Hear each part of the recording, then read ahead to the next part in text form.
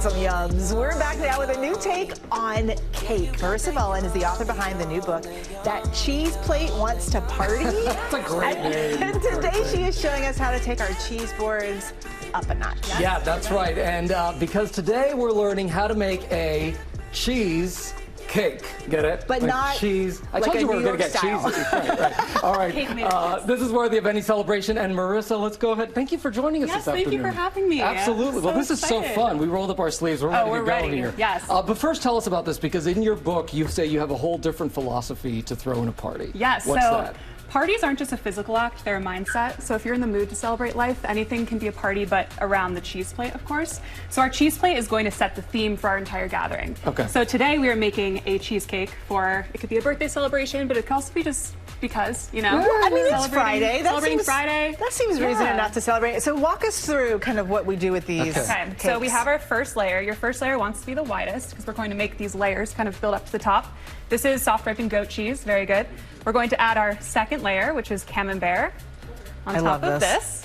And then our third layer, which is another goat cheese, on top. Okay, so now we have our layers, right? My cheese by numbers method in my book goes through 6 steps to making a cheese plate. So step 1 is cheese, step 2 is meat. We're going to skip that because we're going to do a sweet version, not savory. So we're going into step 3, which is produce. So we have all these fruits. We're going to decorate our cheesecake. So I'm just going to take some fruits and kind of arrange them on. We're just going to follow what you're doing. You do you. You can be creative. Oh, you want us to be creative? Yeah, there's no rules all here. Right. Well, then I'll do creativity. I'm going to do, let's see, add a little fig on there. Fresh figs are so pretty.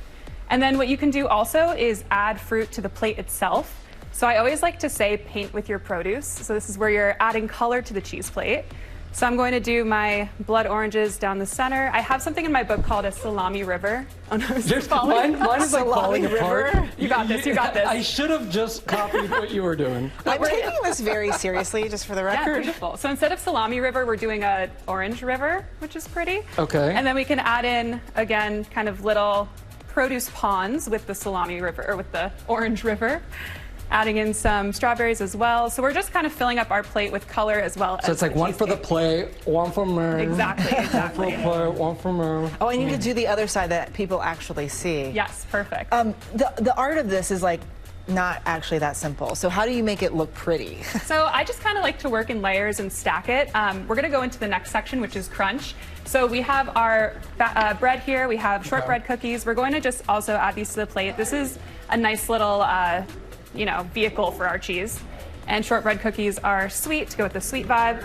I also like to do some nuts to sprinkle in, to fill in the gaps on the plate. Gosh, look how beautiful yours looks. It's coming together, it's coming together. Mine is a disaster. No, it looks, see, it's your own creativity. So next we're going to go into step 5, which is our dips. So we have honeycomb here. So you can kind of fit this on the plate wherever you'd like. You can also drizzle some on top. Wow, I never thought about when you that. serve honeycomb. it. Yeah, honeycomb's great. And it looks fancy. Beautiful. And then last but not least, we have our garnish, which is the cherry on top of our cake. Okay. We have edible flowers here. So you can kind of add your flowers to the cake itself. So we're really just decorating it and making it look really beautiful. And then we have these chocolate shavings that you can kind of sprinkle on top. And then to completely finish it off, we have our birthday candle. We're going to stick in here.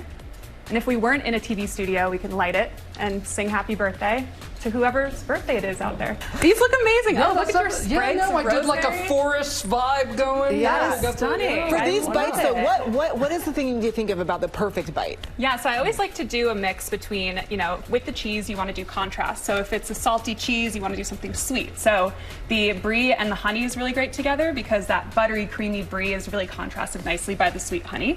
And then something like the dark chocolate, that works really well with a soft ripened goat cheese because there's a little bit of bitterness in dark chocolate, and the soft ripened goat cheese has kind of a tang to it. So that complements each other really well. Never tried that, but I will right there you now. go, try it out. How is it?